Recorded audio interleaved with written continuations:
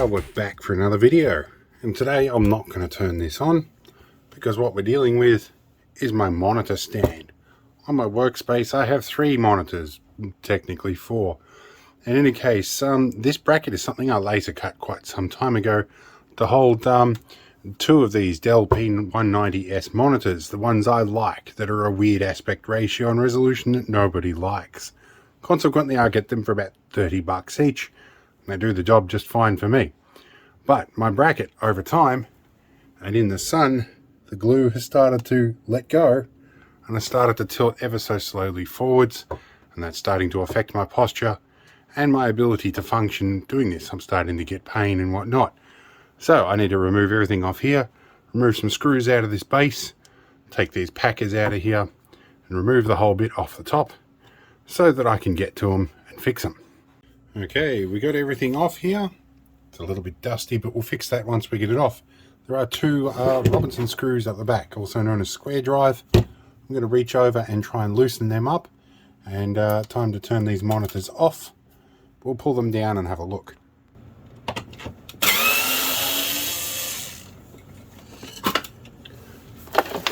Push the keyboard all the way up. Move our box of stuff out of the way. Oh, there are some other loose things up here. It's very dusty up here.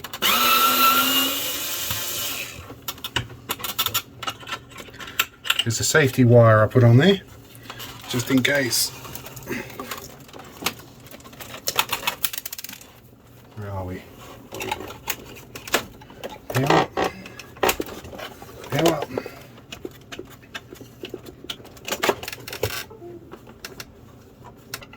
up. Somebody did these up. Probably me. Okay. Now, couple of temperature probes. Get them off. Alright. Alright, now this is a little dusty. And these zip ties are not doing much. Need to wipe all of this off. Now I can see the problem straight away now. But we'll have to clean this up first. This is our bracket. This will probably wriggle right out if I let it. Yep. It's not meant to do that. Okay, so originally when I designed this, I used wood glue. And of course this had already started to separate before the wood glue had set, and so we ended up with this separation here. And yeah, originally I think it was intended to go all the way through, but I put this big screw through to hold it all in. This is 6mm MDF. So I do have a safety wire on the back that stops this tipping over, but this certainly needs to be glued back in at the right angle. And I think this time I'm going to use super glue, or cyanoacrylate as some people call it. I've got the really good formulation of the stuff here. So we need to clean the top of this up first. We need to clean the surface up in here, which we're going to do with flush cutters and probably a bit of sandpaper. Okay, we've got everything all sanded up and cleaned up here. That should fit in quite well. Now the question is, do I put some glue in the hole first and squeeze this in, or do I create a bead on the outside? I think the bead on the outside is part of what caused it to come unstuck before. So I'm going to use super glue, because it usually works really well on this sort of stuff. And blow a bit of dust out of the holes, because that won't help matters either. Right, we're going to go a drop in each one of these holes. Luckily this stuff gives me a little bit of working time. Do that. We're going to go on the sides of all of these and the top. On all of this.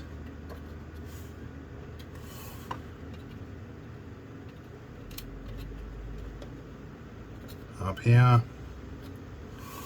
A bit along here, a little bit in these, and before it starts running all over the place, I'm going to try and get this in here. This is going to stink, hence why I've got the ventilation fan running.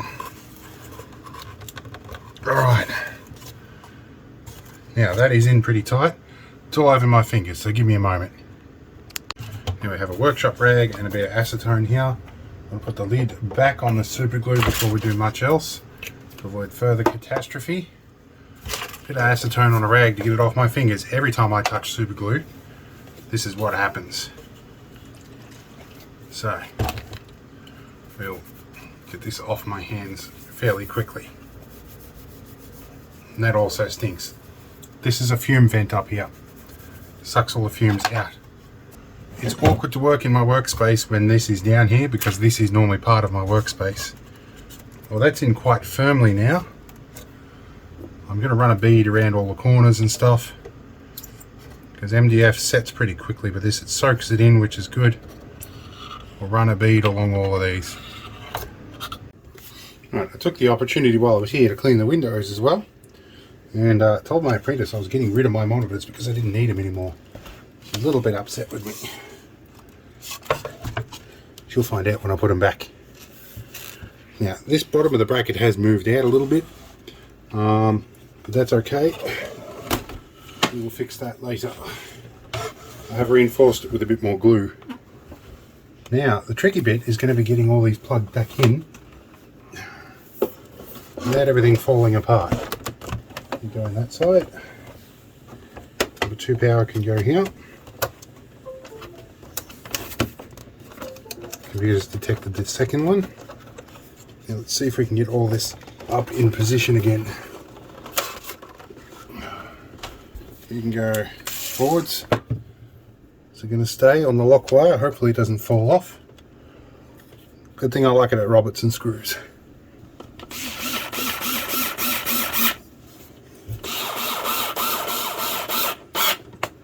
Alright.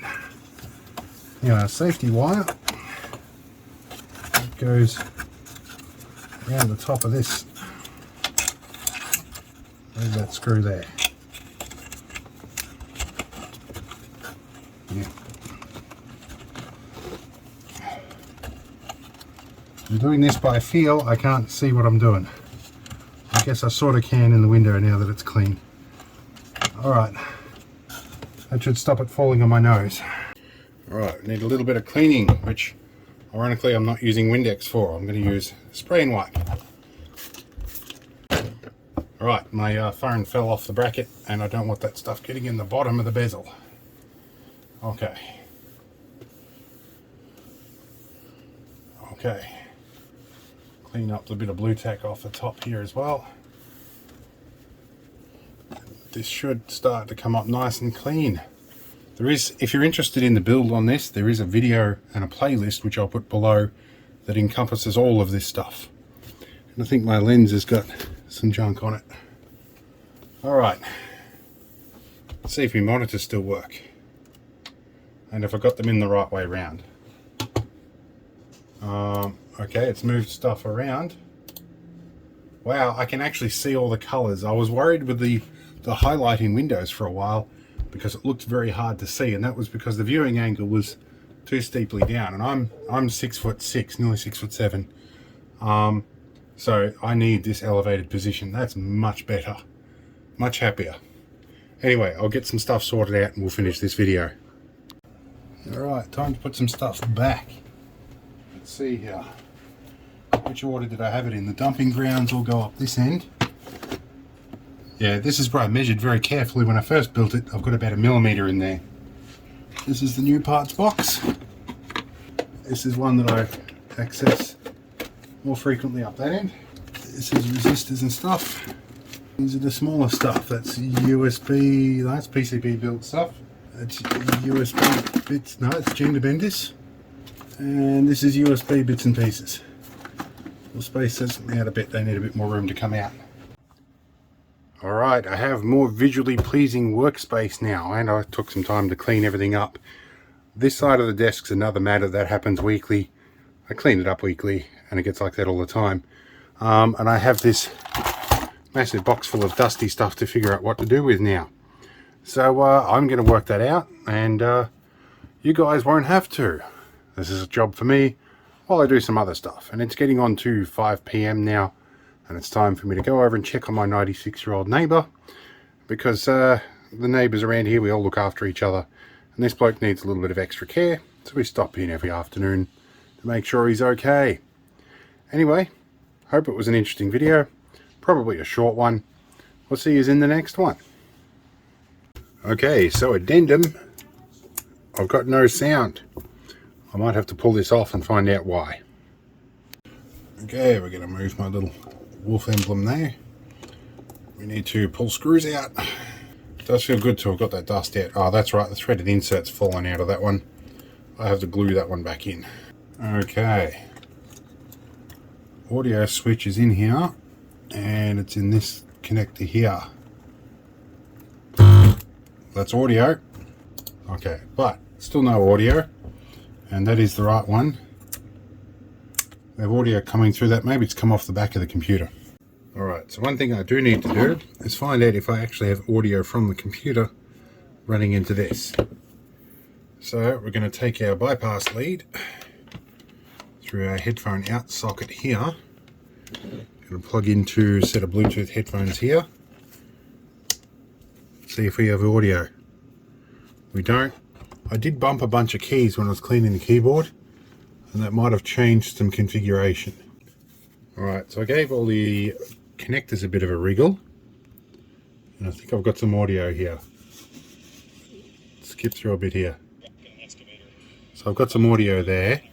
We'll turn it down a bit. We'll turn bypass off. Much appreciated. So we've got audio. Alright, now I can put this back together. So while I'm here, I'm going to glue that threaded insert back in. Alright, we have sound again. It works. I'm switching between headphone. This is my headphone output, just in case I don't want to use Bluetooth or something, and I can reverse that as a microphone or a line input if I need to. But for now, it's done. I'm waiting for that glue to dry. Threaded inserts replaced. We're all good. See you in the next one.